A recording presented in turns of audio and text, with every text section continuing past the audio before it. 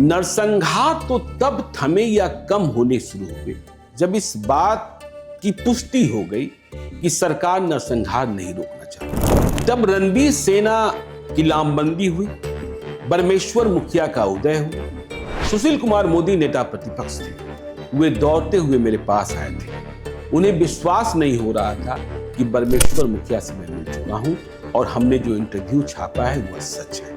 और परमेश्वर मुखिया का इंटरव्यू हमने कहां किया था? लालू यादव ने मुझसे बुलाकर बातचीत की थी। ऐसा नहीं कि लालू यादव आए तो गैंगस्टर पैदा हुए। और जो गैंगस्टर थे ना, चाहे जितने बड़े गैंगस्टर थे, वह बड़ी जातियों के ही थे। तो खौफ इतना था कि हम लोग यदि रात को 10:30 बजे 11 बजे पटना जंक्शन पहुंचते थे तो रात को स्टेशन ही पुजारना होता था। जो नीतीश कुमार कहते हैं कि लोग शाम के बाद घरों से नहीं निकलते थे, यह सच है। आप नीतीश कुमार के बारे में कभी नहीं सुनेंगे कि नीतीश कुमार ने कभी किसी थानेदार को फोन किया। नीतीश कुमार एसपी को भी फोन नहीं करते हैं। नीतीश कुमार सिस्टम से काम करने वाले। उस जमाने में क्या होता था कि थानेदार छोड़ दीजिए, थाने का दरोगा भी कहता था कि मुख्यमंत्री निवास से फोन आया। सरकार क्यों नहीं रोकना चाह रही थी? देखिए, हमने कहा ना कि सरकार को यह लग रहा था कि हम एक नई जमात, एक नई राजनीति कर रहे हैं और सरकार को इसमें फायदा दिख रहा था। जब सरकार को यह लगा कि अब दोनों ओर से लाशें गिर रही हैं, कि लालू यादव के जमाने में पुलिस की कमर तोड़ दी गई। ठीक है, पुलिस की कमर तोड़ दी गई और जो पुराने गैंगस्टर थे वो मरे नहीं। ठीक है, वो भी अपना खौफ बढ़ाते रहे। लेकिन पुलिस की कमर कैसे तोड़ी गई कि जो पुलिस ऑफिसर नाकाबिल थे, काहिल थे, या हिंदी के शब्द में कहें, कठिन शब्द में, मौगा थे। भट्टी जब पहुंचे थे तो 2 नेताजी भी वहां पहुंच गए थे। लेकिन भट्टी ने आवाज सुनी कि कोई सैकड़ों लोग आवाज पुलिस मुर्दाबाद कर रहे हैं, भट्टी मुर्दाबाद कर रहे हैं। भट्टी उधर की ओर चले गए। उन्होंने देखा, अच्छा ये लोग हैं। भट्टी ने पुलिस वालों को, मारो इनको, मारो इनको। उसमें एक ने कहा कि मैं फला का भतीजा, माननीय का भतीजा। तो भट्टी ने गुस्से में कहा, तुम्हें तुम्हारे चाचा ने पैदा किया है कि तुम्हारे पिता ने पैदा किया है? जो पिता का नाम भूल गए, मारो इसे 50 लाठी। आपको स्मरण नहीं होगा अक्षय, उस दौर में अपने पिताजी से पूछिएगा, अपने लोगों से पूछिएगा कि जब सड़कों पर गाड़ियां चलती थी तो हर गाड़ी में जो दबंग होते थे राइफल की नाल बाहर निकली, राइफल की। तो पहला आदेश गया, राइफल की नाल दिखी तो। नमस्कार, लाइव सिटीज पॉडकास्ट के एक और एपिसोड में आपका स्वागत है। यहां हम आपको सुना रहे हैं बिहार से जुड़ी रोचक कहानियां, नेताओं के इंटरव्यू और भी बहुत कुछ। तो अगले 1 घंटे आप दिल थाम कर बैठ जाइए, क्योंकि एक और बहुत रोचक एनालिसिस हम आपके सामने लेकर आ रहे हैं। मेरे सामने बैठे हैं बिहार के सीनियर जर्नलिस्ट और क्राइम एनालिस्ट ज्ञानेश्वर सर। स्वागत है आपका। बहुत बहुत धन्यवाद अक्षय। आपकी क्राइम रिपोर्टिंग, आपकी डायरी से निकले पन्ने और आपका जो एक्सपीरियंस रहा पिछले 3.5 दशकों के रिपोर्टिंग का, उससे हमने यह जाना है कि आप 24/7 रिपोर्टर थे जी। आपकी कई सारे जो इंटरेस्ट था क्राइम एनालिसिस में, आपके रिपोर्ट्स, आपके एनालिसिस 10 दिन बाद जब पुलिस उसके उद्भेदन करती थी तो उसे सही माना जाता था। आपने इन 3.5 दशकों में अपना जीवन बिहार को दिया है और बहुत कुछ निकाल कर सामने लाया है। हमारा जनरेशन जो 2005 के पहले का बिहार नहीं देख पाया, जिसने देर से होश संभाला, वो एक अलग तरीके से नीतीश कुमार के उस बयान को देखता है जब वो कहते हैं कि आज के जनरेशन को 2005 के पहले की कहानियां बतानी चाहिए। जी। क्यों कहते हैं, आपसे जानेंगे कि क्यों कहते हैं। देखिए अक्षय, 2005 के पहले का बिहार और आज के बिहार में बहुत बड़ा फर्क है। ठीक है सर। हम यह मानते हैं कि आज भी बिहार बहुत आगे नहीं बढ़ा है, लेकिन आज बिहार एक गाली नहीं है। 2005 के पहले बिहारी एक गाली बन चुका था और यह गाली हमें देश और दुनिया के दूसरे हिस्सों में सुनने को मिलती थी। 2005 के पहले बिहार कैसा था, इसके पहले हम आपको बताएं। देखिए, यह सच है कि क्राइम रिपोर्टिंग में ही मुझे सबसे अधिक मन लगता है। आज भी क्राइम की गुत्थियों में उलझ जाना और उसे सुलझाना। देखिए, मैं तो बदनाम रहा हूं, लोग कहते रहे कि मुझे बहुत कुछ बहुत पहले ही पता चल जाता था और कई मौकों पर मैं पुलिस के पहले मौका या वारदात पर पहुंच जाता था। तो देखिए, हमने जब रिपोर्टिंग शुरू की, हमने क्राइम रिपोर्टिंग से शुरुआत नहीं की थी। मैं यूनिवर्सिटी का रिपोर्टर था तब, या यूं कहें कि जब मैं कॉलेज में पहुंचा था तो कांग्रेस का शासनकाल था। फिर 1990 में लालू यादव आए और 2005 में नीतीश कुमार आ गए। तो देखिए, तीनों के शासनकाल में हमने अलग अलग दृश्य देखे हैं और मतांतर है। देखिए, 2005 के पहले के शासनकाल को कई लोग गुंडा राज कहते हैं। पटना हाई कोर्ट ने जंगल राज कहा था और हम मानते हैं कि वह खौफ का राज था और इस खौफ को पलने बढ़ने दिया था सरकार ने। राजनीतिक कारण थे और राजनीतिक रसूख हासिल करने के लिए, सत्ता को संरक्षित करने के लिए इसे बढ़ने दिया गया था। हम आपको दो छोटे छोटे उदाहरणों से समझाते हैं, क्योंकि मेरा मानना है एक क्राइम एनालिस्ट के रूप में कि देखिए, क्राइम कंट्रोल कोई रॉकेट साइंस नहीं है। क्राइम को कंट्रोल किया जा सकता है। क्राइम कभी जीरो नहीं होता है और दुनिया में ऐसे तमाम उदाहरण, बिहार में ऐसे तमाम नजीर मिल जाएंगे कि जब लीडरशिप में विल पावर डेवलप हुआ है या विल पावर स्ट्रांग हुआ है तो क्रिमिनल्स जो हैं वह घुटने के बल खड़े हुए हैं और प्रशासन, शासन का न्याय सिद्धांत काम में आया है। यह 1990 और 2005 में भी आप देखेंगे, दोनों के अंतर को जब आप पढ़ेंगे। मैंने कहा आपको दो उदाहरण। देखिए, 1990 में जब सरकार बनी, मैं पटना हाई कोर्ट के इर्द गिर्द अपने माता पिता के साथ रहता था, सरकारी क्वार्टर में। मेरे पिता माता विंध्यवासिनी के परम भक्त थे और वे जब कभी मौका मिलता था तो वहां जाते थे और मुझे याद है कई बार मुझे भी साथ ले गए थे। पटना से एक ट्रेन खुलती थी, आज की तारीख में मुझे नहीं पता टाइमिंग क्या है, बॉम्बे जनता एक्सप्रेस। रात को 11 बजे करीब खुलती थी। सुबह हम लोग विंध्याचल पहुंचते थे, माता का दर्शन करते थे, फिर बनारस आते थे। एक दिन वाराणसी में रुकना, वहां महादेव का दर्शन करना और अगले दिन देखिए, पंजाब मेल एक ट्रेन आती थी जो रात को 10:20 पर या 10:40 पर पटना पहुंचती थी, पटना जंक्शन। तो यदि आप रात के 10 बजे पटना जंक्शन पहुंच रहे हैं, तब के दिन ऐसे थे। और मैंने कहा पटना हाईकोर्ट के पास ही, पटना हाईकोर्ट और पटना जंक्शन की दूरी कितनी है, लेकिन हम लोग के पास कोई गाड़ी नहीं थी तो आपको रिक्शा से या टेम्पो से या पैदल ही जाना होता था। तो खौफ इतना था कि हम लोग यदि रात को 10:30 बजे 11 बजे पटना जंक्शन पहुंचते थे तो रात को स्टेशन ही गुजारना होता था कि जब सुबह सूर्योदय होगा तब घर जाएंगे, जो वहां डेरा डंडा था। तो इस तरीके का खौफ था, ठीक है ना। जो नीतीश कुमार कहते हैं कि लोग शाम के बाद घरों से नहीं निकलते थे, यह सच है कि यदि रात को कोई बीमार पड़ जाए, चाहे वह इलाका जहानाबाद हो, चाहे वह इलाका जमुई हो, चाहे वह इलाका शिवहर हो, और पटना लाना हो, तो लोग हिम्मत नहीं करते थे, सुबह होने का इंतजार करते थे। अच्छा सर, क्या सिर्फ बिहार में ऐसा था या बाकी राज्यों में उस दौर में अपराध इतना था? नहीं, देखिए, मैंने कहा ना, क्राइम कहीं जीरो नहीं होता है, लेकिन बिहार में अपराध अचानक बढ़ा था, ठीक है ना, सत्ता परिवर्तन के बाद। हम उसमें भी आ रहे हैं।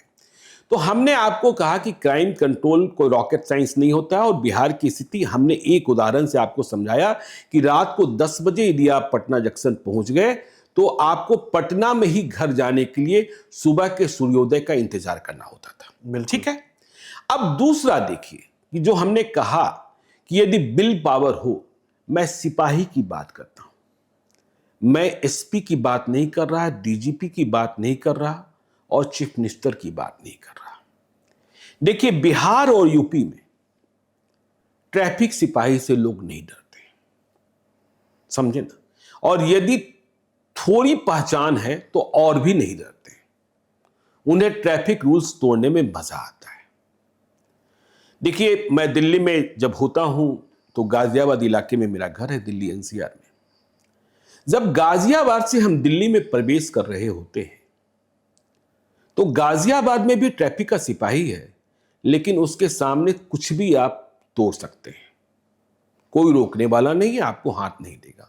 लेकिन दिल्ली की सीमा में आप जैसे ही प्रवेश करते हैं, आप कुर्सी की पेटी भी मान लेते हैं, आप स्पीड की लिमिट भी देखते हैं, सब कुछ।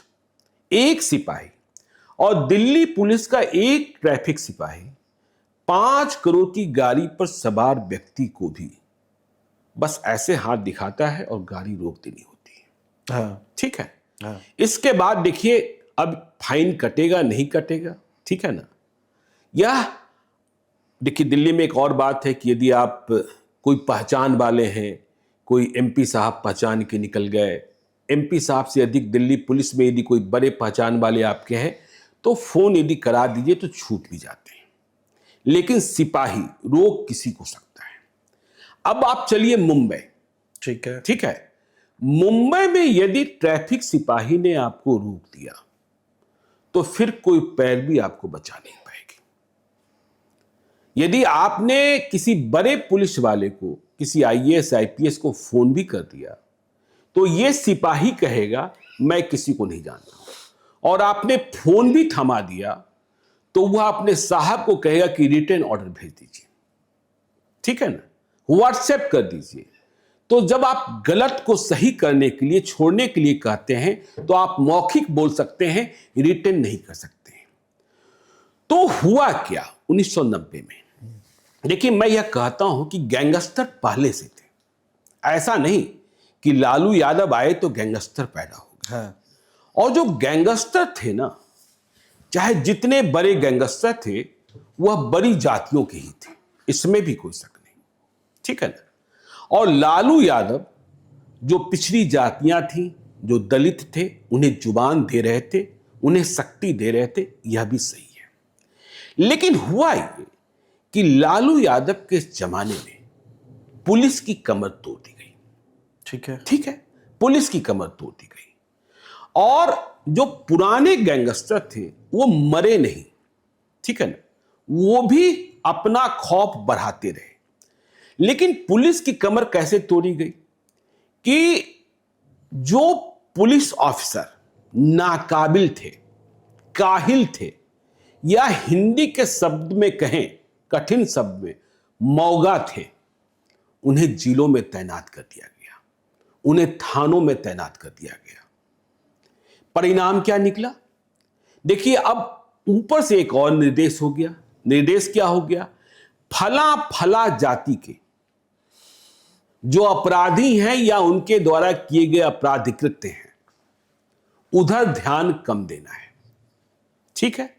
तो कुछ जातियां बच गई, जिन जातियों को जुबान मिल रही थी, जनजातियों को आवाज मिल रही थी, और जो नए लोग हथियार बंद हो रहे थे।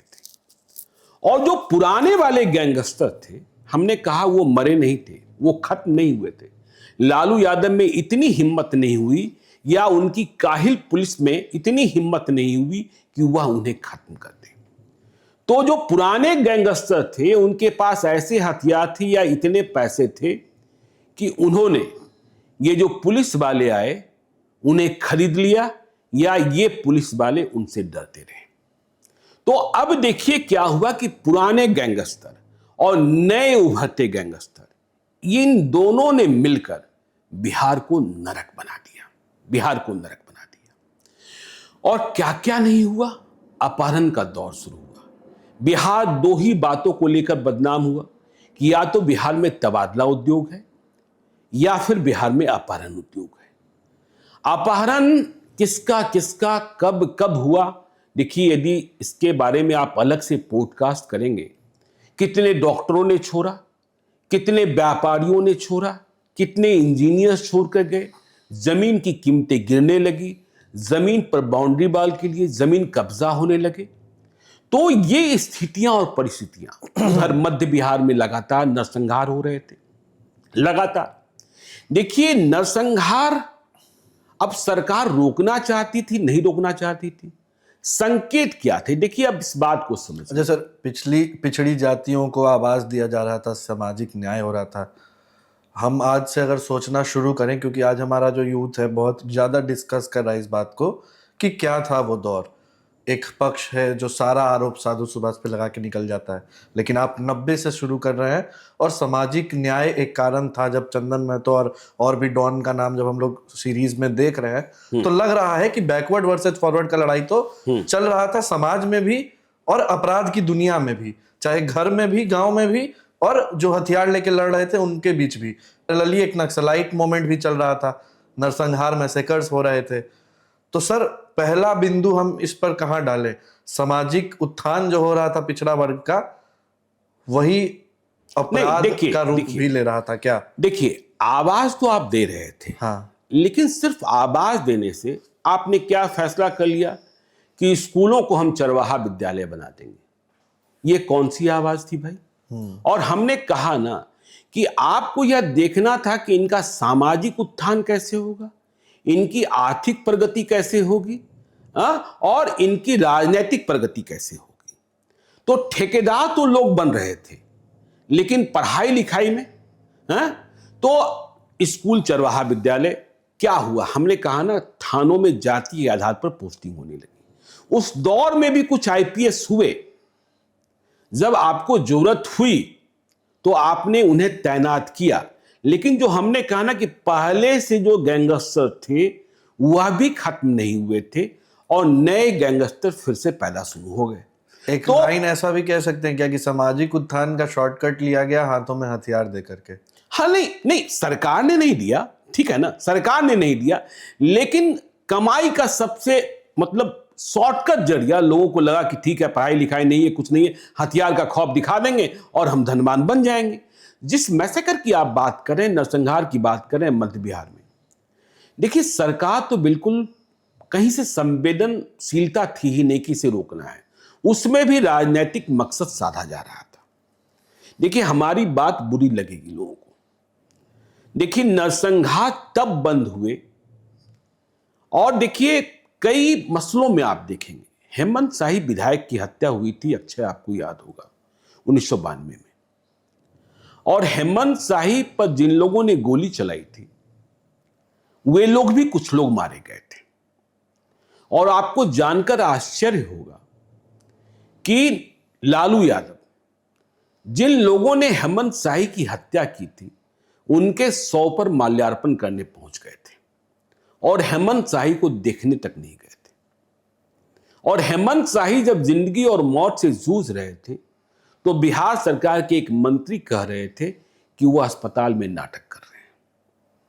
ठीक है, तो देखिए नरसंहार की जो आप बात कर रहे हैं, नरसंहार तो तब थमे या कम होने शुरू हुए जब रणबीर सेना ने, जब इस बात की पुष्टि हो गई कि सरकार नरसंहार नहीं रोकना चाहती है, वह राजनीतिक स्वार्थ को साध रही है, तब रणबीर सेना की लामबंदी हुई, बरमेश्वर मुखिया का उदय हुआ, और फिर हम कहते हैं कि देखिए सरकार नहीं रोकना चाहती थी। जब सरकार को यह लगा कि अब दोनों ओर से लाशें गिर रही हैं, 1998 में या 1999 में आपको हम बताएं, राबड़ी देवी की सरकार बर्खास्त हो गई थी कुछ दिनों के लिए। मेरी ही रिपोर्ट थी, उस राष्ट्रपति शासन का जो हवाला है उसमें भी मेरी रिपोर्ट आज अखबार में छपी थी। बरमेश्वर मुखिया का पहला इंटरव्यू हमने ही किया था,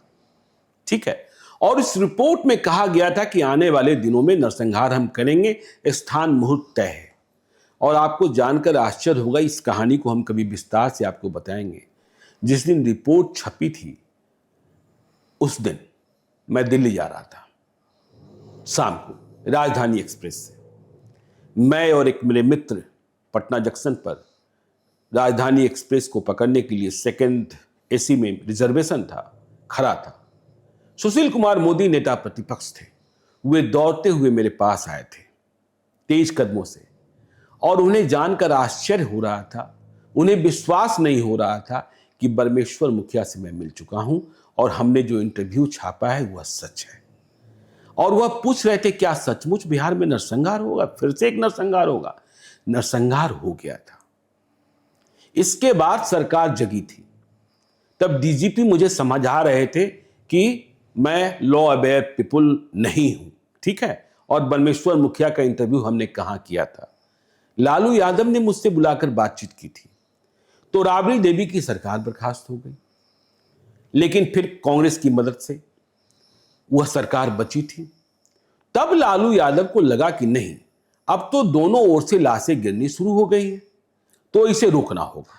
उस ओर सर पिछड़े समाज वाली बात भी थी या नक्सलियों का भी उसमें रोल होता था? परमेश्वर मुखिया वर्सेस नक्सलाइट भी होता था? नहीं तो भाई नक्सली देखिए उस समय क्या थे, एमसीसी और जो तमाम थे आईपीएफ, ये जो तमाम संगठन थे, तो उनके साथ तो रणवीर सेना तो मूल रूप से किसानों का, आप यह कह सकते हैं कि जो नक्सली संगठन थे उसमें पिछड़े और दलित थे। अच्छा। और जो रणवीर सेना था उसमें किसान मतलब उसमें ब्राह्मणसी थे और क्षत्रिय थे और कहीं कहीं ब्राह्मण थे, ठीक है ना। तभी तो नाम आता है, तमाम लोगों के नाम आते हैं कि रणवीर सेना के समर्थकों में परमेश्वर मुखिया का नाम, परमेश्वर मुखिया तो सुप्रीमो ही थे भाई। सीपी ठाकुर का मददगारों में नाम लिया जाता है, सुनील पांडे का नाम लिया जाता है, हुलास पांडे का नाम लिया जाता है, अरुण कुमार का नाम लिया जाता है, जगदीश शर्मा का नाम लिया जाता है। ये लोग मददगार माने जाते थे। तो रणवीर सेना बना तो सरकार को लगा, देखिए अब आप कहेंगे कि मैं कहता हूं कि क्राइम कंट्रोल रॉकेट साइंस नहीं है, तो आज लॉरेंस बिश्नोई को क्यों नहीं कंट्रोल किया जा रहा है? देखिए लॉरेंस बिश्नोई की कहानी अलग है, जैसे कभी भिंडरावाले की कहानी थी। तो लॉरेंस बिश्नोई के पीछे बड़ी ताकत, भिंडरावाले के पीछे भी बड़ी ताकत थी, लेकिन बाद में जब यह कैंसर बन जाते हैं तब सरकार जगती है और फिर जो कुछ होता है, कितना अर्थ अनर्थ होता है आपने देखा है कि भिंडरावाले, ऑपरेशन ब्लू स्टार, फिर प्रधानमंत्री इंदिरा गांधी की हत्या, फिर सिख दंगा, ये सब आपने देखा है। तो बिहार की स्थिति परिस्थिति ऐसी बन गई थी जहां कुछ भी। अच्छा सर, सरकार क्यों नहीं रोकना चाह रही थी? देखिए हमने कहा ना कि सरकार को यह लग रहा था कि हम एक नई जमात, एक नई राजनीति कर रहे हैं और सरकार को इसमें फायदा दिख रहा था, ठीक है ना। सरकार को इसमें फायदा दिख रहा था। हमने कहा ना कि जहां गरज होती थी कि नहीं अब हमें कंट्रोल करना है, उसी जमाने में ना डॉक्टर अजय कुमार, राजविंदर सिंह भट्टी, गुप्तेश्वर पांडे जैसे आईपीएस ऑफिसर भी दिखाई पड़े। जब कंट्रोल करना हुआ, डॉक्टर अजय कुमार ने, नहीं अभ्यानंद तो भाई नीतीश कुमार की, अच्छा हाँ के समय की कहानी है, ठीक है ना। तो डॉक्टर अजय ने कैसे पटना को शांत किया था, क्योंकि पटना को बचाना था। देखिए राजविंदर सिंह भट्टी ने पटना के सिटी एसपी के रूप में कैसे शांत किया, क्योंकि पटना को बचाना था। और जब कभी जरूरत हुई तो अब आपको एक छोटी कहानी यही सुना देते हैं किस तरीके की अंधेरगर्दी थी कि सरकार, आपको आपके जहन में नहीं होगा क्योंकि बहुत पुरानी बात है, कि दुर्गा पूजा के बाद दीपावली के दिनों में पटना के गोलघर में सांस्कृतिक कार्यक्रम हुआ करता था, ठीक है। तो सांस्कृतिक कार्यक्रम, इसके लिए चंदा मांगा जाता था और चंदा के नाम पर रंगदारी होती थी, ठीक है ना। तो पटना में जहां तक मुझे स्मरण है, सुवर्णो साहब सीनियर एसपी थे और भट्टी सिटी एसपी थे। पटना में सिटी एसपी और सीनियर एसपी के बीच काम का बंटवारा इस रूप में रहता है कि लॉ एंड ऑर्डर, मतलब धरना प्रदर्शन, बाकी वीआईपी मूवमेंट, प्रोटोकॉल, ये सीनियर एसपी देखते हैं। और जो पुलिसिंग है, क्राइम कंट्रोल है, तब के जमाने में सिटी एसपी ही सब कुछ हुआ करते थे, वो देखा करते थे। तो कुछ लड़के जो है न्यू मार्केट में उपद्रव कर रहे थे और एक कपड़े की दुकान में उन्होंने घुसकर, न्यू मार्केट के दुकानदार तबाह थे और लोग पलायन कर रहे थे, तो न्यू मार्केट की एक दुकान में घुसकर जो मनी बॉक्स था उससे उन्होंने पैसे निकाल लिए थे जबरिया। इसके बाद न्यू मार्केट के दुकानदारों ने हंगामा कर दिया और न्यू मार्केट की दुकानें बंद हो गई, न्यू मार्केट की दुकानें बंद हो गई, बड़ा बवाल हो गया। संयोग से उस दिन जो सीनियर एसपी साहब थे, सुवर्णो साहब, उन्हें कहीं जाना था, तो वे यह कहकर आरएस भट्टी को चले गए थे कि शहर को देखते रहना। तो वायरलेस पर आवाज आई कि ऐसे ऐसे न्यू मार्केट में घटना घट गई है। तो भट्टी ने वहीं से पुलिस लाइन को कहा कि आप लोग मूव कीजिए, मैं आ रहा हूं। वहां पहुंचे, बहुत आक्रोश था दुकानदारों का। तो भट्टी ने आश्वस्त किया कि कोई बचेगा नहीं। लेकिन चंदा वसूलने वाले ऐसे लोग थे जिन पर आज तक किसी ने हाथ डालने की हिम्मत नहीं की थी। आज तक किसी ने हाथ डालने की हिम्मत नहीं की थी। तो अब जब सिटी एसपी ने कह दिया, देखिए इस बात का हमेशा ध्यान रखिएगा, हमने कहा ना कि सिपाही, देखिए जब मैं क्राइम रिपोर्टिंग कर रहा था तो मुझे मेरे गुरु ने एक बात और समझाई थी, कभी सिपाही से मत झगड़ा करना, वह 4 थप्पड़ जड़ देगा।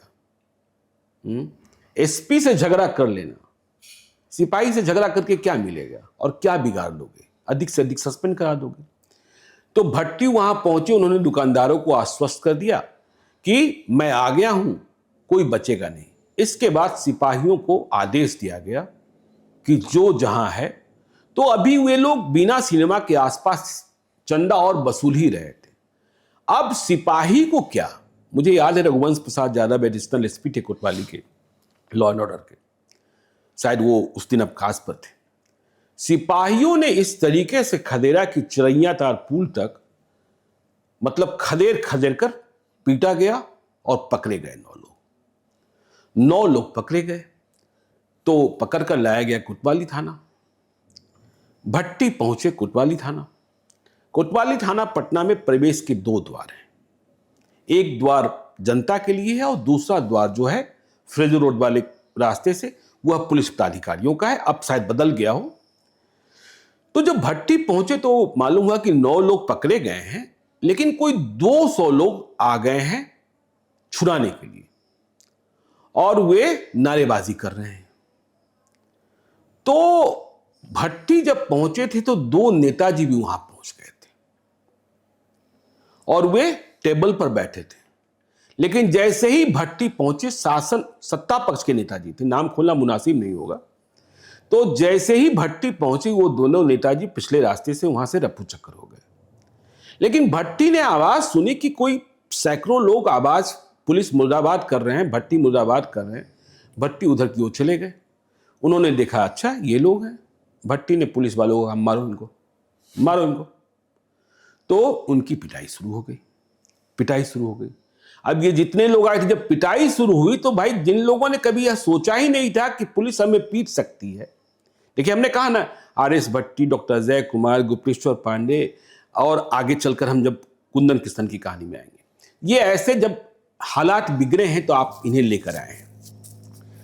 तो अब ये लोग तो जो जिंदाबाद मुर्दाबाद कर रहे थे, मुर्दाबाद कर रहे थे, वो पिटा गए, भाग गए। अब 9 लोगों की लानत मलानत शुरू हुई। भट्टी के पास एक डायरी होती थी, उसमें एक ने कहा कि मैं फला का भतीजा हूं, माननीय का भतीजा हूं। तो भट्टी ने गुस्से में कहा कि तुम्हें तुम्हारे चाचा ने पैदा किया है कि तुम्हारे पिता ने पैदा किया है, जो पिता का नाम भूल गए, मारो इसे 50 लाठी। ठीक है, अब लाठियां टूटने लगी, लाठियां टूटने लगी।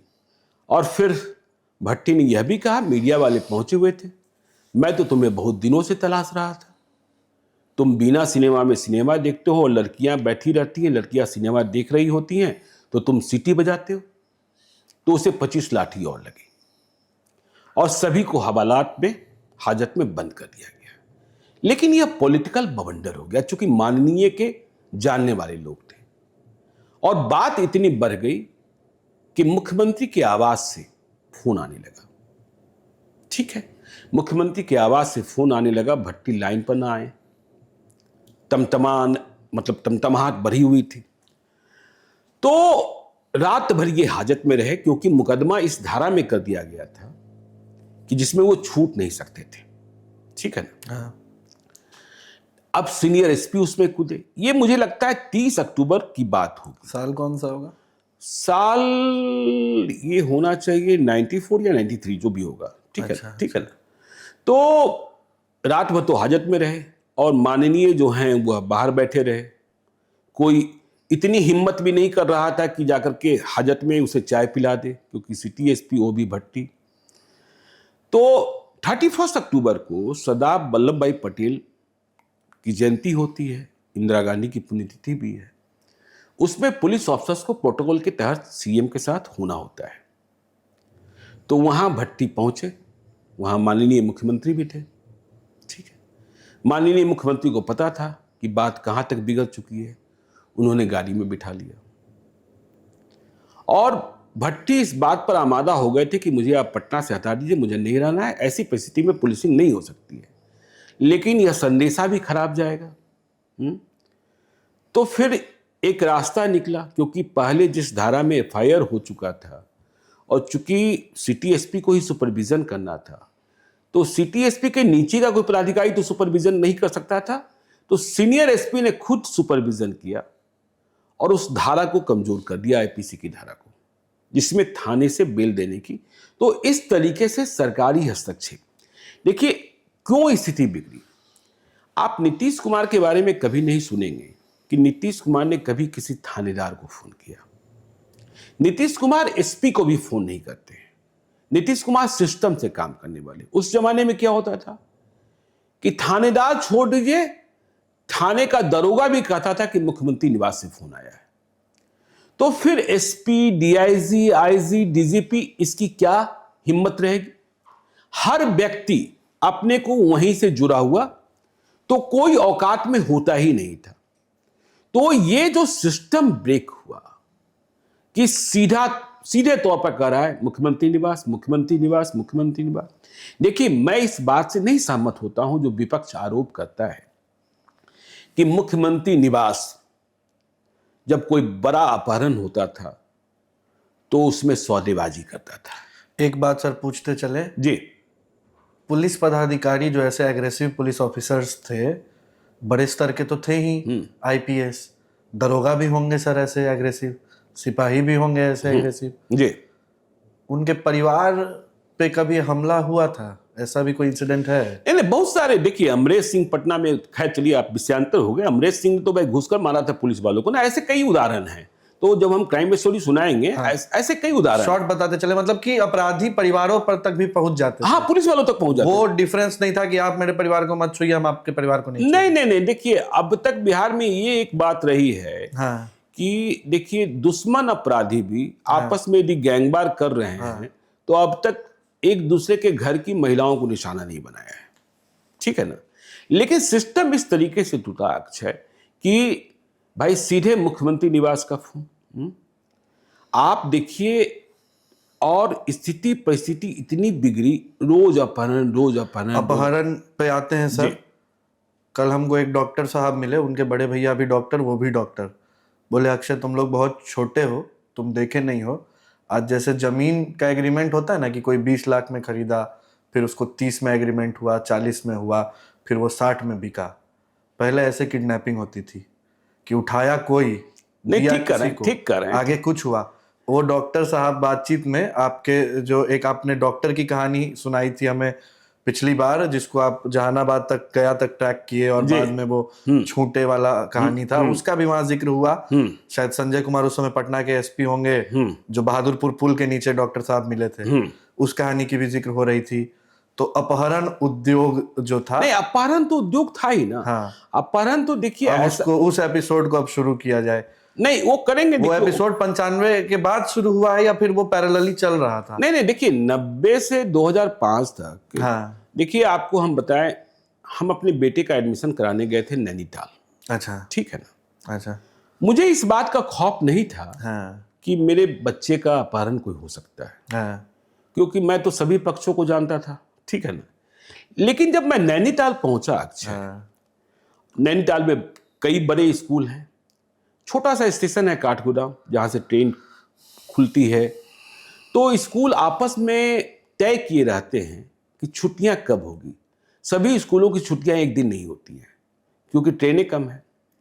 तो नैनीताल के माल रोड पर जब छुट्टियों में मैं जाया करता था, छुट्टी होने के दिन, तो मुझे इतने सारे बिहारी मिल जाते थे, और ऐसे बिहारी मिल जाते थे जो अपने बच्चों को पेट काट कर नैनीताल में, देहरादून में, मंसूरी में पढ़ा रहे थे, क्योंकि उन्हें इस बात का खौफ था कि मेरे बच्चे का अपहरण हो जाएगा।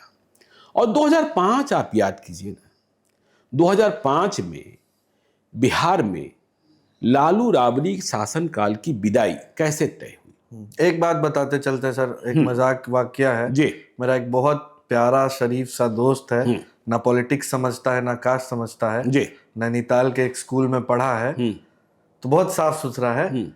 क्या हुआ कि अभी बिहार 2020 का जब नतीजा आ रहा था तो वो भी था, कहता है क्या कि यार अक्षय, अगर ये लोग जीत गए तो मेरे पापा फिर मुझे नैनीताल भेज देंगे। तो वो डर था। आज पटना का जो एलीट क्लास है उनके बच्चे वहीं पढ़ कर आए, कुछ तो आप बता रहे पेट काट के पढ़ा रहे थे, लेकिन जो समृद्ध वर्ग भी था उनके बच्चे भी आज वहीं के एल्यूमिनाई हैं जो पटना में कारोबार। तो इसी कारण से ना, देखिए नीतीश कुमार क्यों कहते हैं कि 2005 के पहले का स्मरण कराए। देखिए मैं नीतीश कुमार की सरकार को इसके लिए दोषी मानता हूं कि बिजली सड़क पानी के आगे वह कुछ नहीं कर पा रहे हैं, ठीक है ना। और अब बिजली सड़क पानी से बिहार का भला नहीं होने वाला है। नीतीश कुमार के बारे में मैं यह भी कहता हूं कि नीतीश कुमार की ईमानदारी और पुण्यता पर कोई बट्टा नहीं है, लेकिन नीतीश कुमार ने खादी के कपड़े पहने हैं, साफ सुथरे कपड़े पहने हैं, कोई बेईमानी का बट्टा नहीं है। लेकिन दुनिया लीनन तक पहुंच गई है, इस बात को नीतीश कुमार नहीं समझते हैं। तो मैं 2005 की बात बता रहा था आपको अक्षय, कि जिससे लगा कि नहीं सरकार अब बदल जाएगी, लालू राबड़ी की सरकार खत्म हो जाएगी। किसलय अपहरण कांड आपको याद होगा, 2005 में डीपीएस का छात्र, उनके पिता कॉमर्शियल टैक्स डिपार्टमेंट में थे और पूरे देश में बावेला हो गया था। अटल बिहारी वाजपेयी मतलब फरवरी में चुनाव होने थे और चुनावी सभा में भागलपुर में अटल बिहारी वाजपेयी जिस तरीके से भाषण करते थे, तो उन्होंने आंखें बंद कर कहा था, मुझे मेरा किसलय लौटा दो। हम सर 2005 में 5th क्लास में थे। सोचिए, डॉन बॉस्को का एक निर्मलेंदु भी उसी टाइम किडनैप हुआ था जी। और हम लोग डॉन बॉस्को के बाहर धरना दिए थे, हाथ में प्लेकार्ड लेके, please bring our brother Nirmalendu back. बिल्कुल। हम जब वो दिन याद कर रहे हैं तो वो आखिरी दौर जो था हम भी टच किए जी। होश संभालने के बाद हम भी एक अपहरण। अब देखिए किसलय अपहरण कांड में, देखिए किसलय अपहरण कांड में कौन गैंग था? चुन्नू ठाकुर गैंग। तो ठीक है, किसलय की बाद में रिहाई हुई और कई लोग मारे भी गए थे। और आपको जानकर आश्चर्य हुआ कि उस जंगल राज, आतंक राज, खौफ राज, गुंडा राज जिसे कहते हैं, उसमें जो कई बड़े प्रशासनिक प्राधिकारी थे वो एनडीए की सरकार में। अब आरके सिंह तो केंद्र में मंत्री बन गए, हाँ, वह भी उस दौर को गुंडा राज, जंगल राज, आतंक राज कहते हैं, लेकिन वह बिहार के होम सेक्रेटरी थे। सुनील कुमार अभी बिहार के शिक्षा मंत्री हैं, वो पटना के एसएसपी थे, हाँ? तो देखिए किसलय अपहरण कांड ने यह तय कर दिया था कि अब बिहार में लालू राबड़ी सरकार की विदाई होने वाली है। लेकिन फरवरी 2005 में जो चुनाव हुआ उसमें किसी पक्ष को, किसी पार्टी को बहुमत नहीं मिला और यहां राष्ट्रपति शासन लग गया। देखिए बूटा सिंह राज्यपाल थे, तो लालू राबड़ी की विदाई तो हो गई, लेकिन बूटा सिंह के शासनकाल में भी वही खेल चलता रहा। देखिए लालू राबड़ी के शासनकाल में भाई और साले की चर्चा होती रही और बूटा सिंह जब राज्यपाल रहे तो उनके 2 बेटों की चर्चा होने लगी, लवली और ये। तो उस आपको मतलब जानकर स्मरण यदि आप करेंगे तो देखिए राष्ट्रपति शासन के समय ही जब दूसरा विधानसभा चुनाव 2005 में हो रहा था, चुनाव के दिन ही कई चरणों में चुनाव थे, जहानाबाद जेल ब्रेक हुआ था 2005 में। 2005 में जहानाबाद जेल ब्रेक हुआ, जो सबसे बड़ा जेल ब्रेक था, आपको पता ही है, उसे भी हमने कवर किया था। और जब जेल ब्रेक कवर करने के लिए हम जा रहे थे, देखिए उस दिन चुनाव शांतिपूर्ण संपन्न हुए थे। अजय कानू, हाँ अजय कानू, देखिए अब तो बाहर है। तो जिस दिन जेल ब्रेक हुआ और उस दिन चुनाव भी थी, वोटिंग भी थी, पटना में वोटिंग नहीं थी और शांतिपूर्ण वोटिंग संपन्न हुआ था। मैं शाम को सम्राट होटल में अपने कुछ दोस्तों के साथ बैठकर गला गीला कर रहा था, ठीक है। अच्छा, और मेरे जो खबरी थे उन्होंने मुझे जहानाबाद से खबर दी। यह पता नहीं चला था कि जेल ब्रेक हो गया है, लेकिन उस शहर में धमाके हो रहे थे, बिजली बत्ती गुल कर दी गई थी, यहाँ वहाँ बम फट रहे थे। मेरे संपादक थे शैलेंद्र दीक्षित दैनिक जागरण में, हमने उन्हें फ़ोन किया, उन्हें भी खबर नहीं थी। उन्होंने टीवी चैनल देखा, उस पर भी खबर नहीं थी। लेकिन हमने कहा कुछ ना कुछ तो हुआ है, कुछ ना कुछ हुआ है। तो फिर कुछ देर के बाद तो यह खबर ही शुरू हो गई कि वहाँ इस तरीके से धमाके हो रहे हैं। अब वहाँ जाने को कोई तैयार नहीं था, समझे ना। जिस तरीके से रास्ते में बम लगाए गए थे, तो मतलब कोई भी, तो शैलेंद्र दीक्षित जी ने कहा कोई जाना ही नहीं चाहता है, इतना खराब मतलब वहाँ के हालात हैं। तो हमने कहा हम जाएंगे। तो मैं पहुंचा दफ्तर, तो उन्होंने कहा हम भी चलेंगे। हमने कहा हम भी चलें, आप भी चलें, इसमें क्या भला है, आप यहाँ रहिए हम वहाँ चले। मेरे एक छोटे भाई जागरण में हैं, उन्होंने कहा हम भी चलेंगे। जब पहले तो कोई तैयार नहीं हो रहा था, तो हमने कहा मारे जाएंगे तो फिर दोनों ही मारे जाएंगे लैंडमाइंस में, तो तुम रुको हम जाते हैं। और मेरे साथ देखिए एक चैनल के रिपोर्टर गए थे, जो भी उत्तर प्रदेश में माननीय विधायक हैं, समझे, सुलभमणि त्रिपाठी। चलिए आपने नाम ले लिया, ठीक है ना। तो गए थे और हम लोग रास्ते भर जब देखिए 0 माइल पर चले थे, तो हम लोग जय हनुमान ज्ञान गुण सागर सन्हा और रिपोर्टर जो देखिए मुझे ठीक से याद है, महतो शहाबुद्दीन इंटरव्यू के बाद का यह प्रकरण है, 2005 की बात। आपने इंटरव्यू भी लिया था शहाबुद्दीन का, वो कब नहीं, शहाबुद्दीन तो देखिए वो प्रतापपुर गोली कांड तो पहले है ना, पहले। तो हम लोग जय हनुमान ज्ञान गुण सागर, उससे पहले हनुमान चालीसा शायद प्रतापपुर जाने से हाँ नहीं, वो उसमें दूसरा प्रकरण है, ठीक है ना। तो अब देखिए आपने याद करा दिया। अब देखिए भाई इसी शहाबुद्दीन को तो पहले जहानाबाद चलते हैं, हाँ, फिर तो आएंगे।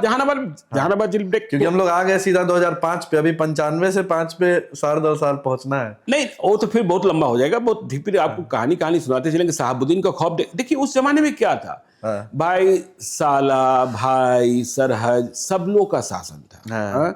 और इतने देखिए, मैं ये नहीं कह रहा हूं कि केवल गोप ही तोप थे, बाकी शर्मा जी, सिंह जी, पांडे जी, दुबे जी भी थे। हाँ ठीक है ना, क्योंकि अत्याधुनिक असलहे इनके पास ही थे। जो हमने कहा किसले अपहरण कांड, चुन्नू ठाकुर जो उस अपहरण कांड में शामिल था, बाद के दिनों में मतलब मुझे लगता है 8-10 साल पहले उसे जेडीयू में शामिल करा लिया गया था। तब नीतीश कुमार को नजर लगी, अखबारों में जब हल्ला हुआ, मीडिया ने हल्ला किया कि किसे शामिल कराया गया, तो अगले दिन नीतीश कुमार ने कहा, क्या बोलता कि इसे बाहर कीजिए। अब उस चुन्नू ठाकुर को कितनी मशक्कत के बाद इसी साल काठमांडू में गिरफ्तार किया गया, ठीक है ना।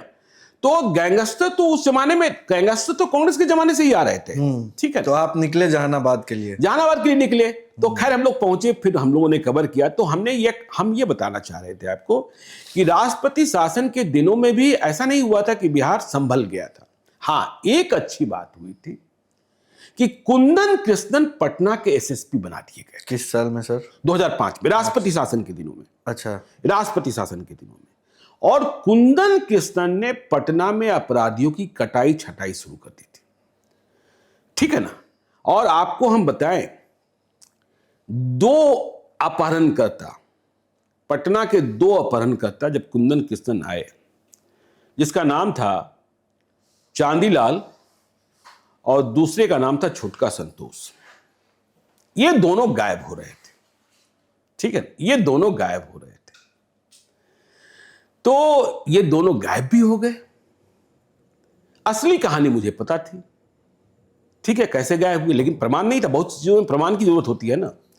तो इन दोनों के गायब हो, कुंदन कृष्णन ने पटना को लाउड एंड क्लियर मैसेज दिया था, पटना के अंडरवर्ल्ड को, कि अब कोई बचेगा नहीं, और बचा भी नहीं। तो राष्ट्रपति शासन के दिनों में एक अच्छी बात हुई थी कि कुंदन कृष्णन पटना लाए गए और पटना ने सुधरना शुरू कर दिया था।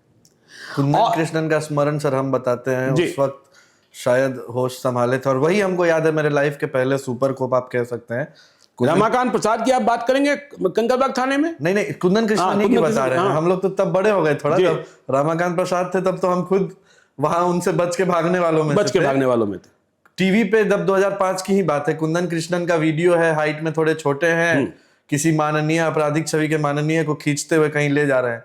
तो घर पे बात हो रही है कि भाई क्या सुपर कॉप है, इससे तो पूरा पटना साफ हो गया है, मतलब बिल्कुल खौफ है। तो वही हमको याद है उनके बारे में।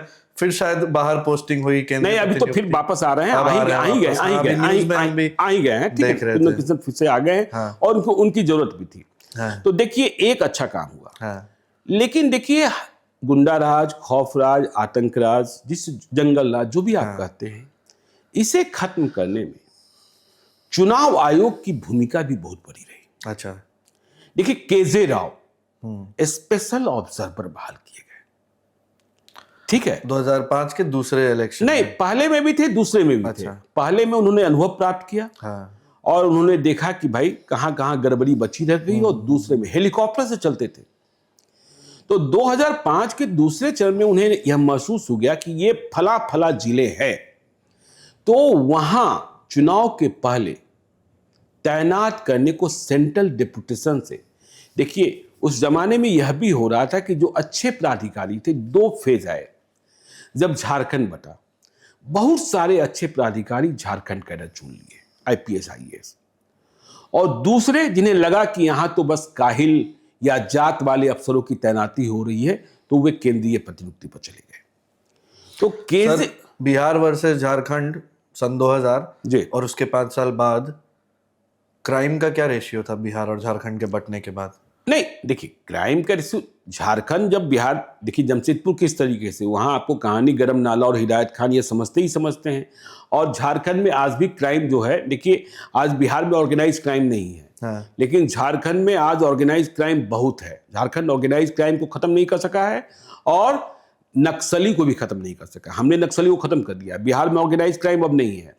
अब देखिए जो बिहार में क्राइम है उसके पीछे 3 बड़ी वजह हैं, जमीन, शराब और लड़की। इन्हीं 3 वजहों से जो आपके मित्र बता रहे थे, देखिए अब वे अपने बच्चे को दिल्ली हायर एजुकेशन के लिए पढ़ने को भेजना चाहेंगे, लेकिन अब आपको डर के कारण और खौफ के कारण बिहार छोड़कर जाने की जरूरत नहीं है। एक और कहानी सर हम बताते चले, मेरा बेस्ट फ्रेंड, मतलब क्लोज फ्रेंड है, एक नाम नहीं बताएंगे उसका, वो मारवाड़ी परिवार से आता है, वो डॉन बॉस्को में पढ़ा, पटना में ही रहा, मधुबनी जिला से आता है। कहता है कि भाई मेरे पापा का धंधा ठीक नहीं चल रहा था, मगर क्योंकि हम लोग वैसे फैमिली से थे कि दिख रहा था कि बिजनेस अच्छा चल रहा है, तो गुड्डू शर्मा का फोन आने लगा, बोलने लगा कि पैसा दो। लगता है उस जमाने में 3 लाख रुपया मांगा था, सन 2003 की बात होगी, हम लोग 3rd क्लास में थे। नहीं, ये गुड्डू शर्मा तो मतलब नीतीश कुमार के राजपाट के तो 5 के बाद का, फिर 7 5 का होगा। तो बोला कि भाई क्या हुआ उस दिन, कि हमको स्कूल जाने का मन नहीं था, हम सीढ़ी पर जानबूझ के गिर गए और वापस आ गए घर कि मम्मी चोट लग गया, नहीं जाएंगे। और फिर पापा के फोन पे फोन आता है गुड्डू शर्मा का कि तुम्हारा बेटा आ काहे नहीं रहा है, टेम्पू वेट कर रहा है नीचे। और फिर मेरे पापा हमको गला लगा कर रोने लगे। बचे हुआ कैसे, तो एक मेरे पापा के ही सर्किल के लोग थे, बातचीत में कुछ अनबन हुई, वो जाके उधर इंफॉर्मेशन दे दिए कि अरे बहुत पैसा छाप रहे हैं, थोड़ा सा इनसे लिया जाए। तो आपस में से इंफॉर्मेशन लीक हुआ, चीजें यहाँ तक पहुंच गई, लेकिन हम बच गए। नहीं, ये तो देखिए, ये जो गुड्डू शर्मा, देखिए उसको हम लोग पटना का रावण कहते थे, और यह भी कुंदन किशन के समय ही दिल्ली में मारा गया। कहानियों की जिक्र होती है तो आपका नाम भी आता है कि उस रावण राज को रोकने में आपकी भी भूमिका। नहीं, आपको बताएं, देखिए जब यह कहानी भी आपने देखी, हम तो पुराने दौर की कहानी बताते हैं। एक बहुत बड़ा क्रिमिनल हुआ करता था पप्पू देव, हाँ, अपहरण का बहुत बड़ा मास्टर, समझे ना, कह सकते हैं बिहार का सबसे बड़ा मास्टर। पटना में मेरे एक मित्र हैं जो बहुत बड़े आर्किटेक्ट हैं, बहुत बड़े आर्किटेक्ट हैं, ठीक है ना। उनका बेटा डीपीएस में पढ़ता था और हम लोग बचपन के मित्र हैं। तो उनके पास पप्पू देव का आना फोन शुरू हुआ और वह कॉल आ रहा था लैंडलाइन पर। तो पहले तो वे नोटिस नहीं कर रहे थे, एक मेरे मित्र थे इसलिए थोड़ा हौसला भी उनको था। लेकिन एक दिन उसने क्या कहा कि आपका बच्चा इस गाड़ी से स्कूल जाता है, इस वक्त जाता है, और उसने पूरी माँ बहन की गाली दी, समझे ना। तो उन्होंने कह दिया कि ये आप किससे बात करना चाहते हैं, ये नंबर तो उनका है ही नहीं, और उन्होंने मुझे बिना बताए मेरा नंबर उसे दे दिया। और देखिए मैं दैनिक जागरण में आ गया था और मैं इनकम टैक्स गोलंबर पहुंचा था। मेरे पास मारुति जेन कार थी, BR01N70 नंबर की कार। मैंने जैसे ही कॉल रिसीव किया, नंबर देखिए पहचाना हुआ नहीं था, उसने उस व्यक्ति का नाम लेकर, मेरे मित्र का नाम लेकर मां बहन की गालियां शुरू कर दी। मुझे बड़ा आश्चर्य हुआ कि भाई मुझे इस तरीके से मां बहन की गालियां देने वाला कौन हो गया, समझे ना। भाई किस अपराधी में इतनी हिम्मत हो गई, हाँ? तो हमने पूछा कौन बोल रहे हो भाई।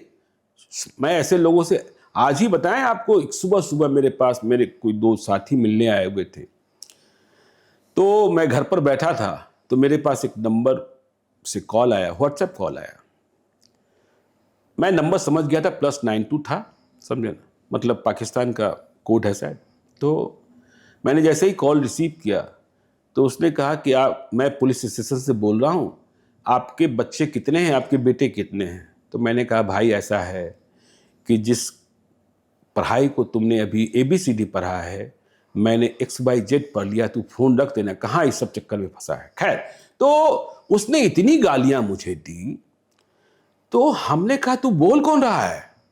तो उसने यह सुना कि भाई अगला बोल रहा है, वह तो समझ रहा था मारवाड़ी और आर्किटेक्ट। तो उसने जब यह सुना तुम, तो उसने और गालियां दी। हाँ, तो हमने कहा हम ज्ञानेश्वर बोल रहे हैं। तो उसने कहा अरे आप, समझे ना, ये तो फला का नंबर है। तो हमको तो पता ही नहीं था, और उस समय मोबाइल में कॉल बेटिंग और ये सब कुछ आया ही नहीं था। तो हम खैर तुरंत समझ चुके क्या बोलता है कि ऐसी ऐसी बात। तो हमने कहा अरे यार वो तो मेरे मित्र हैं, तुम इस तरीके। तो फिर हमने इसको कुछ समझाया, फिर उनका फ़ोन आ ही गया फिर। तो फिर इस तरीके से खौफ था, इस तरीके से खौफ था, समझे ना, इस तरीके। अरे आपको बताएं कि मेरे एक और मित्र हैं, दवा का बहुत बड़ा कारोबार है। तब उधर कुम्हरार के आसपास उनका CNF का मतलब गोदाम था, वहाँ पहुँच जाते थे लोग। तो मैं तो कोई पार्टनर था ही नहीं, वो पार्टनर मुझे बता देते थे कि भाई ये चंद्रा और ये सहयोग देने का जिम्मा उनके पास ही है, तो मुझसे मांगने कौन आता। तो खौफ का वो जो मंजर था ना अक्षय, वो अलग था। अच्छा सर, एक बात बताइए, हमने 90 से शुरू किया है, 90 के पहले कितना था? नहीं देखिए, 90 के पहले भी था, ठीक है, 90 के पहले भी था, इसमें कहाँ का, देखिए हम तो कह ही रहे हैं 90 के पहले भी नरसंहार हो रहे थे। 90 के लेकिन आप एक छोटी सी बात को समझिए, यदि आपने तो कॉलेज और स्कूल देखे हैं, 90 के पहले कॉलेज में और स्कूल में किस बात को लेकर झंझट होता था? आगे बैठने के लिए, सीट लूटने के लिए। लेकिन अब किसी बात को लेकर झंझट होता है? अब जाना ही नहीं जाना है, अब जाना ही नहीं जाना है। और फिर आपने देखा देखी, जो हम कह रहे कि आपने चरवाहा विद्यालय खोल दिया, वह भी नहीं खुला। हॉस्पिटल्स की आपने व्यवस्था खत्म कर दी, यह भी हॉस्पिटल्स खत्म हो गए, वहां आपको जानवर दिखाई पड़ने लगे। तो आपने एक जनरेशन को, स्कूलों में भी आपने जात के आधार पर, पटना में पहले Miller school, Patna high school, Patna collegiate, Bankipur girls school, क्या इनके इतिहास थे? क्या इनके इतिहास थे? एक सवाल यहाँ पे सर, कि अभी भी जब 2020 में रिजल्ट्स आ रहे थे, देखिए किसी का डिफेमेशन हो रहा है, लेकिन ये सत्य है तो हम बोल रहे हैं। हम बाद में आपको बताएंगे भी कि कौन बता रहा था कि जब 2020 के नतीजे आ रहे थे, तो वो एक पटना के अच्छे प्रसिद्ध सिनेमा हॉल के ओनर है, चलिए इतना तक बताते हैं, वो कह रहे थे कि मैं अपने बेटे को कह रहा था कि बेटा अब वहीं बिजनेस का आइडियाज देखो, हम लोग इसको सेल करके आ रहे हैं बेंगलोर। तो सर सवाल ये है कि आप तो हर दौर देखे, कितना प्रतिशत उद्योग व्यापारी बिहार से भाग गए, या अगर वो दौर नहीं होता तो आज बिहार कितना प्रतिशत बेटर होता? इन नंबर्स तो आप देख रहे हैं कि आज 30 बचे हैं तो 70 भाग गए, तो ये नंबर क्या है सर? देखिए, आपको हम दो चीजें समझाते हैं। देखिए, उस समय तो भागे, ठीक है ना, भागते ही जा रहे थे, और वो वापस नहीं लौटे, ठीक है ना। अब देखिए क्या है ना कि लोग बिहार से कमा रहे हैं, और लगा रहे हैं दूसरी जगहों पर, ठीक है ना, कमा रहे हैं बिहार से, लगा रहे हैं दूसरी जगहों पर। और देखिए चेंजेज हमने क्या देखा कि उस जमाने में भी जो बचे रह गए थे, जो कारोबार यहाँ कर रहे थे, जो कुछ फैक्ट्रीज लगा रहे थे। बिहार में सबसे बड़ी इंडस्ट्री क्या है? TMT की इंडस्ट्री है, मतलब सरिया की।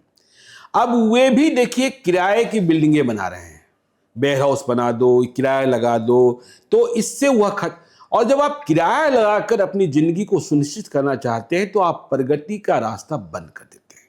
आप एक निश्चित, आप कोई प्रयोग नहीं करते हैं, आप कोई प्रयोग नहीं करते हैं। तो मैं ये कह रहा था कि सर 100 में से कितने भागे? नहीं देखिए, जिनमें भी खौफ था 50%। हाँ, जितने मतलब 50% आबादी की बात मत कीजिए, व्यापारी वर्ग की बात, व्यापारी का बात। हाँ भाई, एक बहुत बड़े व्यापारी हैं सहरसा के, अब तो मुंबई बेस हो गए। देखिए, राम मंदिर के निर्माण में उनकी कंपनी की बड़ी भूमिका है। पटना में जो नया PMCH बन रहा है उसमें उनकी बड़ी भूमिका है। कई एयरपोर्ट्स उन्होंने बनाए हैं, उनके बारे में आपको जानकर आश्चर्य होगा। सहरसा में उनके पिताजी की दुकान थी कपड़े की। एक पॉलिटिकल व्यक्ति के घर में तिलक का समारोह था, उनके लोग आए और उन्होंने कपड़े पसंद किए, और कपड़े पसंद करने के बाद जब कीमत की बात आई, पैसे देने की बात आई, तो कपड़े फाड़ने के लिए जो गज होता है ना, वह इस लोहे का गज होता है, उससे बार कर उनके पिताजी के माथे पर मार दिया, जिससे खून बहा। उस दिन उन्होंने फैसला कर लिया कि अब हमें बिहार में नहीं रहना है। तो सर 50% से प्लस व्यापारी हाँ, मतलब जिनको भी ये लगा कि हमको अब यहाँ देखिए रहना बहुत मुश्किल। जो रह गए वो क्या सोच के रह गए? क्योंकि आज भी तो लोग हैं ना जो 30-30, 35-35 साल से अपना नहीं 50 साल से हैं, 100 साल से चला ही रहे। नहीं 50 साल से 100 साल से हाँ भाई, तो वो भी फायदे में रह गए। नीतीश कुमार के समय में जमीन की कीमतें इस तरीके से बढ़ी। हाँ देखिए, मैं जिस मकान में रहता हूँ वह जमीन मेरे पिताजी ने 1989 में 23,000 रुपए कट्ठे में ली थी, और आज उस जमीन की कीमत 1.5 करोड़ रुपए कट्ठा है, कम से कम। हाँ, और 2005 में नीतीश कुमार के आने के पहले तब भी 5 लाख रुपए कट्ठे की जमीन थी हुआ, ठीक है ना। तो 23,000 से 5 लाख रुपया 1989 से 2005 में 16 साल में, और इधर के आप देखिए 19 साल में वह 5 लाख से 1.5 करोड़। तो आप इस तरीके से देखिए, तो उन लोगों के पास जमीनें हो गई, जो बचा फायदा मिला, जो बचे हाँ जो बचे जो रह गए। और उस समय में तो देखिए हर मोहल्ले में, हर जहां आप दानापुर के इलाके में चले जाइए इसका नाम, आप सगुना के इलाके में चले जाइए उसका। तो मैं ये कह रहा था कि सर यहाँ पे यही पूछना चाह रहे थे कि आप सहरसा का एक जिक्र किए जी, तो पटना तो चलिए सेंटर था, मुख्यालय यहाँ पे था, सीएम सेक्रेटेरिएट यहाँ पे था जी, लेकिन सहरसा में, सिवान में, गया में, मतलब तांडव हर जगह चल रहा था क्या? मतलब कौन शहर ऐसा, जितने शहर के आप नाम लिए उन शहरों में जो तोप थे, सेंट्रलाइज्ड पावर, 3 जिले का कोई डॉन था। नहीं हर जिले का था, हर जिले का एक डॉन था, और हर जिले का था, और हर जिले में पुराने और नए वाले के बीच में गैंगवार चल रहा था। हाँ। और यहाँ से संरक्षण आप तो जिले की बात कर रहे हैं। मोकामा में दुलाचंद यादव नहीं हुआ क्या? भाई लखीसराय में कैलू यादव नहीं हुआ क्या? तो भाई तो देखिए हर जिले में परिस्थितियां बदल गई थी, ठीक है ना। तो नई पौध और पुरानी पौध। तो 2005 के नवंबर महीने के जो चुनाव हुआ, अक्टूबर नवंबर में, केजे राव स्पेशल ऑब्जर्वर वो हेलीकॉप्टर, तो उन्होंने क्या किया कि सेंट्रल डेपुटेशन पर जो लोग चले गए थे, जो हार्डकोर आईपीएस अफसर थे, जिनकी जरूरत थी बिहार को, वे लेकर आए, भट्टी को लेकर आए, भृगु श्रीनिवासन को लेकर आए, शोभा होतकर को लेकर आए, तमाम अफसर्स को लेकर आए, और फिर बिहार में फेयर इलेक्शन कराया गया। ठीक है, आपको जानकर आश्चर्य होगा कि 2005 के इलेक्शन, सेकंड इलेक्शन के वक्त ही शहाबुद्दीन गिरफ्तार किए गए, और शहाबुद्दीन का तांडव क्या था। और ऐसा लग रहा था देखिए कि शहाबुद्दीन को गिरफ्तार करने की पुलिस बहुत प्रयास कर रही है, लेकिन वह पकड़े ही नहीं जाते थे। तो केजे राव भट्टी को लेकर आए पीएमओ के परमिशन से, और सिवान में एसपी का पोस्ट था, भट्टी डीआईजी हो चुके थे, पोस्ट को डीआईजी के रूप में अपग्रेड किया गया। और भट्टी नहीं बोलने वाले ऑफिसर हैं, कम बोलते हैं। और अगले कुछ दिनों में शहाबुद्दीन गिरफ्तार हो गए थे, और एक महिला पुलिस ने, सोचिए मैं वही बात कह रहा हूं कि देखिए क्राइम कंट्रोल जो है, अब आप यह सवाल कर सकते हैं कि भट्टी जब डीजीपी बने तो क्यों नहीं परफॉर्म कर पाए। तो स्थितियां परिस्थितियां उसकी भी विवेचना कभी हम लोग करेंगे। तो एक महिला पुलिस पदाधिकारी ने, गौरी कुमारी, ठीक है ना। तो फिर देखिए 2005 में नीतीश कुमार की सरकार बन गई। नीतीश कुमार ने कैसे रिफॉर्म किया? एक बात सर, इसके पास के पोस्ट 2005 आने से पहले सर 97-98 में तो सरकार भी समझ गई होगी ना कि इन चीजों से हमें नुकसान हो रहा है। समझ में कहां बात आती थी? नहीं आ पा रही। समझ में कहां बात आती थी? समझ में बात नहीं, समझ में बात आ जाती तो फिर यह समस्या कहां से होती, ठीक है ना। फिर बिहार गाली क्यों बन जाता? तो पिछड़ा वर्ग के उत्थान की बात होती थी, सामाजिक न्याय की बात होती थी सर। आज 2020 में हमको लगता है कि तेजस्वी को भी उन कहानियों का खामियाजा भुगतना पड़ता है। मैं तो बार-बार सवर्ण समाज की बात नहीं कर रहा, मैं तो बार-बार इवन कि पिछड़ा, ओबीसी, ईबीसी भी डरता है मैं तो बार बार कर रहा हूं, तेजस्वी के पीछे जो बैकेज है 2005 के पहले का, लोग कहते हैं कि लालू यादव के बेटे होने का फायदा मिलता है। लालू यादव के बेटे होने का फायदा है, लेकिन घाटा भी बहुत है। घाटा भी बहुत है। अच्छा, हमको दूसरा एक रिव्यू क्या मिला कि हमको तेजस्वी से बैर नहीं है भाई, हमको दिक्कत है कि जो उसका लोकल नेता है ना, वो हम लोग के साथ दबंगई करने लगेगा। ईबीसी अभी आपने वो कहानी बताई ना कि आपके मित्र ने कहा 2020 में कि भाई उनके पिता कह रहे हैं कि यदि ये हो जाएगा तब तो फिर नैनीताल जाना ही होगा, ठीक है ना। तो खैर 2005 में नीतीश कुमार की सरकार बनी और सबसे पहली जरूरत क्या थी? लॉ एंड ऑर्डर को कंट्रोल करना, गुड गवर्नेंस। तो जो हमने आपको कहा कि देखिए, क्राइम कंट्रोल कोई रॉकेट साइंस नहीं है। ऐसा नहीं कि नीतीश कुमार ने कोई जादू की छड़ी निकाली और उन्होंने कर दिया, लेकिन नीतीश कुमार की स्पष्टता थी, सिस्टम डेवलप हुआ। और सबसे बड़ी बात क्या हुई? जितने काहिल थे वे फील्ड से हटाए गए, तो लोगों को लगा कि नहीं, अब तो काम करना होगा। और थानों को देखिए, पहले एक मैसेज गया कि इन दो जातियों के खिलाफ कार्रवाई नहीं करनी है, चाहे ये कुछ भी करें। अब ये मैसेज गया कि अपराध चाहे कोई करे, उसके खिलाफ एक्शन होगा। तो अपराध चाहे कोई करे, एक्शन होगा। तो अब किसी भी पुलिस प्राधिकारी के सामने एपोलॉजी नहीं बच जाती है। अब आपको बताना होता है कि अपराध बढ़ क्यों रहा है और अपराध घट क्यों रहा है। दूसरी बात हुई कि कोई यह नहीं कह सकता था कि मैं सीधे नीतीश कुमार के संपर्क में हूं, और या फिर यह कि मुझे सीधे मुख्यमंत्री निवास से फोन आया है। तो जब थानेदार और मुंशी तक फोन पहुंच रहा था, अब तो एसपी के पास भी फोन नहीं जा रहा था। और नीतीश कुमार ने कहा कि मैं किसी को फंसाता नहीं, मैं किसी को बचाता नहीं। देखिए, हम यह भी मानते हैं कि नीतीश कुमार ने बाहुबलियों को चुनाव लड़ाया, 2000 में भी, 2005 के दोनों चुनाव में भी, ठीक है ना। क्योंकि नीतीश कुमार ने कहा कि देखिए, हम बाघ के सामने बकरी नहीं लड़ा सकते हैं। लेकिन आपने देखा होगा कि जो बाघ थे नीतीश कुमार की पार्टी से लड़ रहे थे, वो स्वभाव से बकरी बन गए नीतीश कुमार की सरकार बनते ही।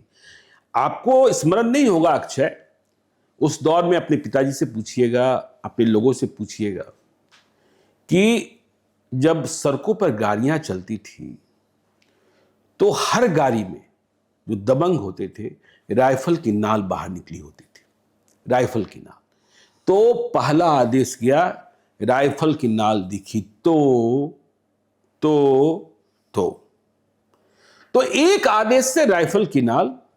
भाई, एक थानेदार जाता है, सारे वही रहते हैं, एक एसपी। हम लोग कह रहे हैं ना भाई, कुंदन किशन की चर्चा कर रहे हैं, गुप्तेश्वर पांडे की चर्चा कर रहे हैं, एमएस भाटिया की चर्चा कर रहे हैं, आरएस भट्टी की चर्चा कर रहे हैं, डॉक्टर अजय कुमार की चर्चा कर रहे हैं, किशोर कुणाल की चर्चा कांग्रेस के जमाने में चर्चा कर रहे हैं कि एसपी ही जाते थे ना। ऐसा तो नहीं होता था कि सिपाही से लेकर सब लोग बदल गए। तो यह हुआ कि, और तीसरी बात, नीतीश कुमार ही थे, न उनका कोई साला था, न उनका कोई भांजा था, न कोई उनकी साली थी, न कोई उनका सरहज था, न कोई उनका बेटा था, न कोई उनकी बेटी थी। कोई यह कहने की स्थिति में नहीं था कि भाई हम ये कह रहे हैं, हम नीतीश कुमार के भांजे हैं, हम नीतीश कुमार के साले हैं। यह तो किसी को कहने की स्थिति नहीं थी। तो यह जो हुआ, लाउड एंड क्लियर मैसेज था कि नहीं, आपको क्राइम कंट्रोल करना है। फिर अभ्यानंद जैसे लोगों को लाया गया, स्पीडी ट्रायल की बात हुई। तो इन सारी स्थितियों परिस्थितियों से ये हुआ कि, और देखिए, अच्छा सर, स्थापित दबंगों की गिरफ्तारी हुई, क्रिमिनल्स की नहीं, आप देखिए, मैं कह रहा था बाघ और बकरी की जो बात कर रहा था, अनंत सिंह तो नीतीश कुमार के साथ रहे, फिर भी जेल गए, गए ना, कई बार जेल गए। सुनील पांडे, मौर्य होटल कांड याद है ना। देखिए, मौर्य होटल वाले एफआईआर नहीं लिखवा रहे थे, तब भी जेल गए। तो ऐसे तमाम उदाहरण हैं कि आपने किया तो आपको भीतर जाना भी पड़ा। राजवल्लभ यादव की क्या स्थिति हो गई। भाई, रॉकी यादव भी गिरफ्तार हुए थे ना, ठीक है, बाद में हाईकोर्ट ने एक्विटल कर दिया, लेकिन आदित्य सचदेवा के बाद तो गिरफ्तारी हुई थी ना। भाई तो जो स्थिति और परिस्थिति, और देखिए लालू यादव तो अपने एमएलए को नहीं बचा पाते थे, हाँ, चाहे ब्रज बिहारी प्रसाद हो, चाहे देवेंद्र दुबे हो। देवेंद्र दुबे उनके एमएलए नहीं थे, लेकिन अजीत सरकार हो, अशोक सिंह हो। अशोक सिंह की हत्या तो हाँ उन्हीं के जमाने में, उन्हीं के समय में हुई, तो वे तो अपने एमएलए को नहीं बचा पाते थे। तो अब जो आप कहेंगे तो नीतीश कुमार, अब देखिए नीतीश कुमार ने फिर कैसे मेकओवर किया कि पुलिसिंग तो हो गई कि भाई जो दोषी है वह दोषी है, जात नहीं दोषी है, अपराधी जो है अपराधी है। हाँ, एक बात जरूर दिखा, जब ब्रह्मेश्वर मुखिया की हत्या हुई और लोग लाश लेकर पटना तक चले आए, तो पूरे पटना ने तांडव देखा, और उस दिन सरकार की चुप्पी, सरकार की खामोशी लोगों को खली, यह नीतीश कुमार की सरकार में कैसे हो गया। ठीक है, वह भी हमने और आपने देखा। फिर आप देखिए मेकओवर की बात होती है, नीतीश कुमार ने बिहार की सड़कें बना दी, गांव-गांव की सड़कें। नीतीश कुमार जब मुख्यमंत्री बने तो केंद्र में सरकार किसकी थी? पक्ष की सरकार तो थी नहीं। रघुवंश प्रसाद सिंह ग्रामीण विकास मंत्री, वह बिहार को पैसा दे रहे थे, लेकिन लालू यादव पैसा खर्च ही नहीं करते थे।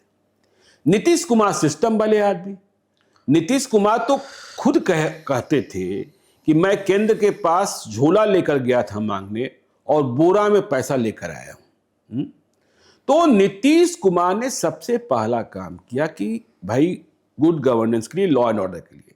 देखिए आज यह स्थिति नहीं है अक्षय कि आप रात को 12 बजे पटना जंक्शन पर उतरिए तो आप घर नहीं जाएंगे, आप बीमार पड़ जाइए तो अरवल से पटना नहीं आएंगे। ठीक है, देखिए मैंने कहा ना कि क्राइम को जीरो नहीं किया सकता है, लेकिन खौफ नहीं है, खौफ नहीं है। आप रात में देखिए हमारे जैसे रिपोर्टर्स उस जमाने में भी रात में 1 बजे 2 बजे चलते थे, लेकिन आज आप पटना की सड़कों पर देख लीजिए। और मैं देखिए लोकसभा चुनाव में घूम रहा था 2024 में, बहुत जगह तो नहीं गया। मैंने एक जगह सब्जी मार्केट में एक महिला से पूछा कि क्या चुनाव का हाल है, किसको वोट मिलेगा? तो महिला ने कहा कोई चेन नहीं ना छीनता है। देखिए चेन स्नैचिंग की घटनाएं होती है, लेकिन चेन स्नैचिंग की घटनाएं सिर्फ बिहार में ही नहीं है, देश भर में है। लेकिन ऐसा नहीं है कि जो महिला निकली उनका ही चेन छिन गया।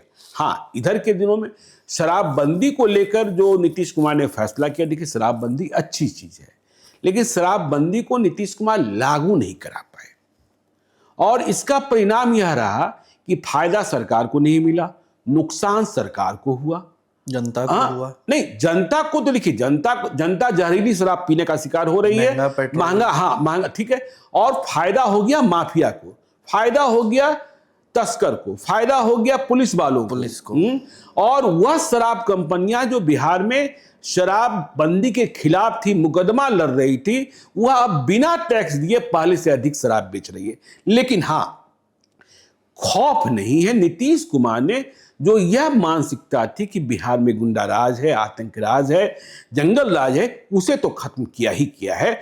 अच्छा सर, 2005 से 10 का जो टर्म रहा, वो पुलिसिंग और आज की पुलिसिंग जी, हमको आप बताइए सर, ये ग्राफ ऊपर ही गया है या नीचे भी आ रहा है? नहीं, नीचे आया है, नीचे आया है। देखिए 2005 से 2010 जो नीतीश कुमार का एरा है वह गोल्डन एरा है।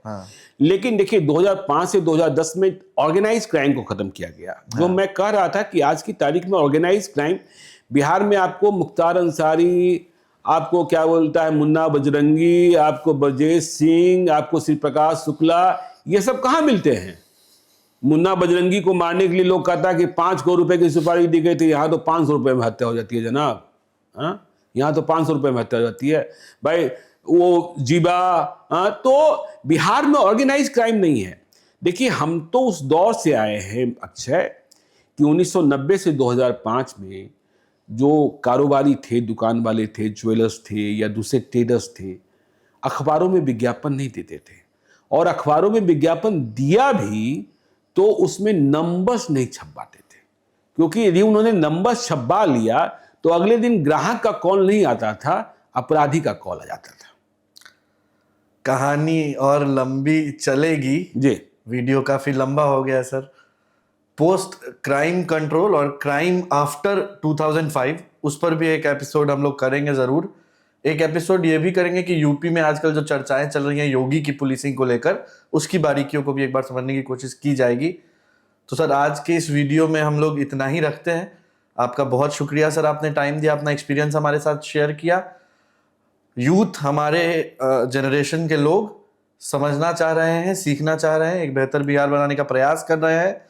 प्रशांत किशोर का एक बयान भी यहाँ कोट करेंगे कि पहले अपराधी हथियार पे लूट करते थे, अब अधिकारी कलम पे लूट कर रहे हैं। मैं इस बात से सहमत हूँ। हाँ मैं इस बात से सहमत हूँ हाँ। कि पहले अपराधियों का जंगल राज था, अभी अधिकारियों का, प्राधिकारियों का भ्रष्टाचार इसको भी हम लोग इलाबोरेट सर करेंगे किसी एपिसोड में। बिल्कुल। आज के इस एपिसोड को यहीं रखते हैं। चलिए ऑडियंस, आपने इस वीडियो को पूरा देखा तो जरूर लाइक करें, हमारे चैनल को सब्सक्राइब करें, अपनी राय कमेंट बॉक्स में बताएं, और कुछ सलाह हो हमारे लिए वो भी बताएं।